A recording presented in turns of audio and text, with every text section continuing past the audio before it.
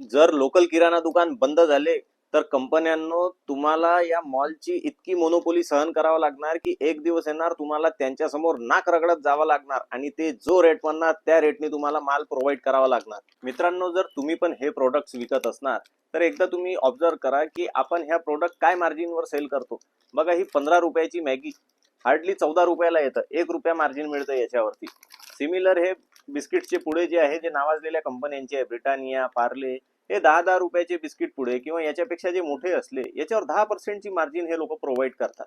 म्हणजे 10 रुपयाचं तुम्ही विका, याच्यावर 1 रुपया मिळतो तुम्हाला. तुम्ही मोठं विकाल, 100 रुपयाचं पार्लेजी विका, किती मिळणार? 10 रुपये, 12 रुपये मिळणार. पण मला एक समजत नाही की हेच सिमिलर बिस्किट जर 100 रुपयाचं पार्लेजी जर आपण एखाद्या मॉलमध्ये विशिष्ट घ्यायला जातो तर तिथे तो प्रोडक्ट 80 रुपये, 75 रुपयाला कसा काय प्रोव्हाइड होतो? याचा अर्थ याची जी प्रोडक्शन कॉस्ट आहे ही कमी आहे आणि रिटेलरला जे कंपनी प्रोव्हाइड करत आहे ही खूप कमी मार्जिननी देत आहे. याच्यावरनं असं नाही तुम्हाला वाटत का की या ज्या कंपन्या आहेत ह्या छोटे जे आपले रिटेल दुकानदार आहेत यांना संपवायच्या मागे लागलेले आहे? पण माझा एक स्पष्ट संदेश आहे या मोठ्या कंपन्यांना की जर किराणा दुकान, छोटे किराणा दुकान जर बंद झाले तर या मॉल्सची मोनोपोली इतकी वाढणार की तुम्हाला त्रास होणार. त्याच्यामुळे मला असं वाटतं की जे पण रेट्स तुम्ही प्रोव्हाइड करता मॉलला आणि किराणा दुकानात त्याच्यामध्ये इतका डिफरन्स नाही असायला पाहिजे.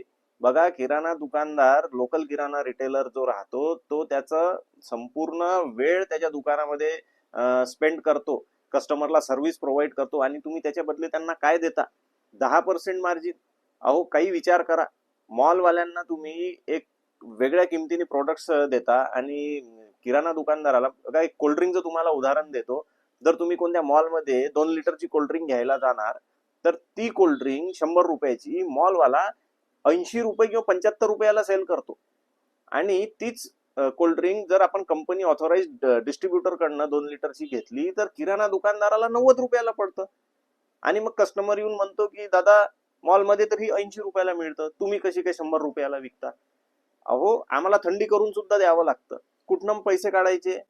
जर या कॅडबरीचा आपण विचार केला, 10 रुपयाची कॅडबरी आहे, अहो 9 रुपयाला पडते ही दुकानदाराला. 1 रुपया याच्यामध्ये कमाई आहे. त्याच्यामध्ये ही फ्रीजमध्ये ठेवावं लागतं, म्हणजे विजेचा सुद्धा चार्ज जातो, इलेक्ट्रिकचं बिल येतं. म्हणजे असं समजा तुम्ही की हे विकणं काय न विकणं काय, काही फायदा नाही आहे याच्यामध्ये. अहो, तर माझी अशी एक विनंती आहे कंपन्यांना स्पेशली की काहीतरी तुम्ही मार्जिन सोडा. लोकल दुकानदारांचा जीव घेऊ नका, त्यांना थोडी बहुत मार्जिन ठेवा. कारण लोकल दुकानदार जर जिवंत आहे तर तुमचे धंदे तळात घरात पोहोचतात. सगळे लोक मॉलमध्ये जाणं अफोर्ड करू